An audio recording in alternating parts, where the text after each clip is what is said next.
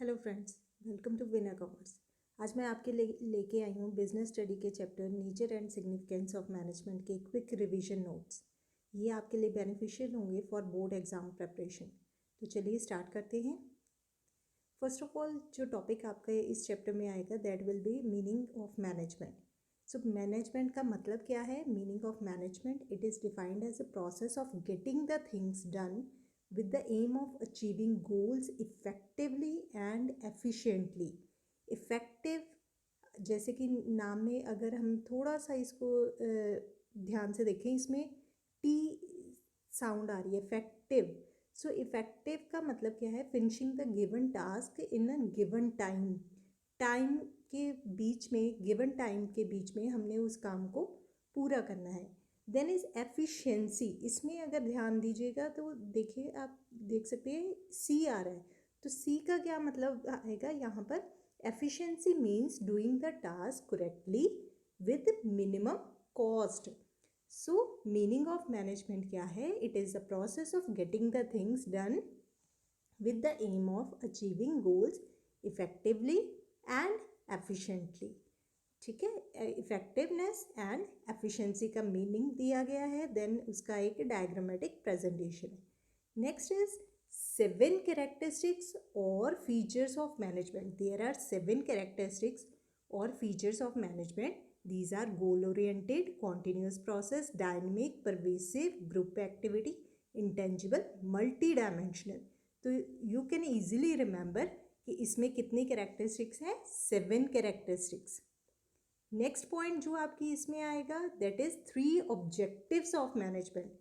3 objectives कौन से हैं? ऑर्गेनाइजेशनल, सोशल और पर्सनल। पहला हमने सबसे पहला टॉपिक किया मीनिंग ऑफ मैनेजमेंट। दूसरा टॉपिक आया 7 कैरेक्टरिस्टिक्स ऑफ मैनेजमेंट। तीसरा टॉपिक अब हमारा कौन सा आ रहा है? 3 ऑब्जेक्टिव्स ऑफ मैनेजमेंट। कौन कौन से 3 ऑब्जेक्टिव हैं? Organisational, social and personal. तो ऑर्गेनाइजेशनल में क्या आएगा? Survival, profit and growth of the business. Then next आपका सोशल में क्या आते हैं? To help in generating economic wealth, to provide employment opportunity, to help in producing good quality products, to help by using eco friendly method of production, to help by organising educational, health and training programmes, by producing goods at reasonable price, by participating in social activities. All these are the social objectives of the business. Next is personal objective. Personal objective में क्या आएंगे? Help provide healthy working condition to the employees, provide the fringe benefit to employees, training and development to the employees, career planning, reward and recognition, competitive salary. This is the main important point in personal objective. Next is there are 5 function elements or process of management. These are planning, organizing, staffing, directing, controlling. POSDC, POSDC। और इसका ये मतलब नहीं है कि ये controlling पर आकर रुक जाएगा। कंट्रोलिंग के बाद बिजनेस फिर से नए सिरे से फिर से कुछ प्लान कर रहा है, फिर ऑर्गेनाइज कर रहा है, स्टाफिंग, डायरेक्टिंग, कंट्रोलिंग। सो ये एक सर्कल में ये चीज़ चलती रहेगी। So that's why it is called process of management. Next topic is 3 levels of management. There are 3 levels of management, top, middle and lower level. Top level पर कौन आएंगे? CEO, board of directors, chairman, president. Middle level पे manager, divisional head, departmental head. और lower level पे supervisor, foreman, superintendent, ये आएंगे।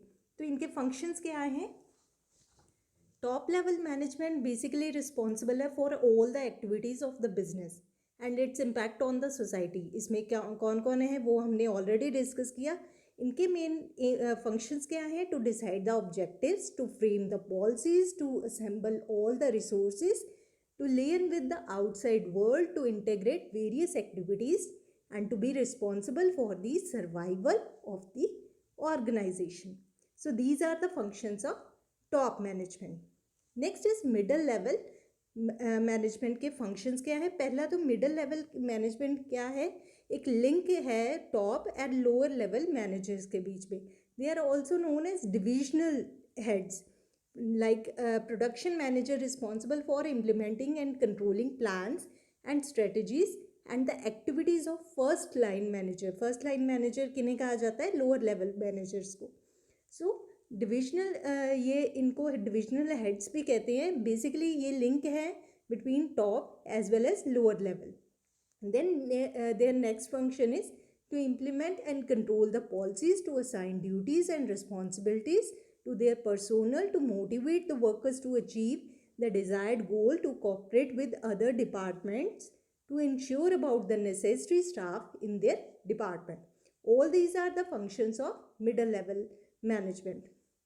Next is lower level management के functions. They are also known as supervisory और operational level मैनेजमेंट. सो ये आपका 1 mark में क्वेश्चन भी पूछा जा सकता है. सुपरवाइजरी और ऑपरेशनल लेवल मैनेजमेंट किसको कहते हैं? लोअर लेवल मैनेजमेंट को. और फोरमैन एंड सुपरवाइजर उनको क्या कहा जाता है? First line managers. और इनका मेन वर्क क्या है? To oversee the effort of workforce, to serve as a link between workers and middle level managers, to provide guidance and training to the workers, to ensure good working conditions, to ensure quality products, to ensure availability of resources. Next is nature of management. में 3 चीज़ें आएंगी. वो 3 चीज़ें क्या हैं? Management as an art, management as a science, management as a profession.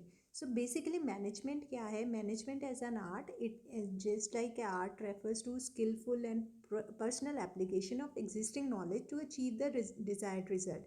So management में भी हम इसी तरह से एक प्रैक्टिस के, रेगुलर प्रैक्टिस के थ्रू हम मैनेजमेंट को सीख सकते हैं.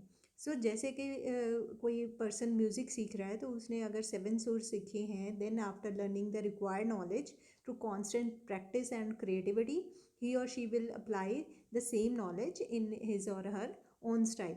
सो बेसिक इसकी मैनेजमेंट की जो आर्ट की कैरेक्टरिस्टिक है वो मैनेजमेंट में भी अप्लाई होती हैं. वो कौन कौन सी कैरेक्टरिस्टिक है? Existence of theoretical knowledge, personalised application based on practice and creativity. So management can be said as an art since it satisfy all the criterias, all the characteristics of an art. Next is management as a science. Science जैसे कि आपको पता है, it is a systematic body of knowledge which is required on the basis of observation, experiments and verification of this knowledge is possible. So इसमें जो basic आपकी characteristics होती हैं साइंस की, systematize body of knowledge, principles based on experimentation and universal validity.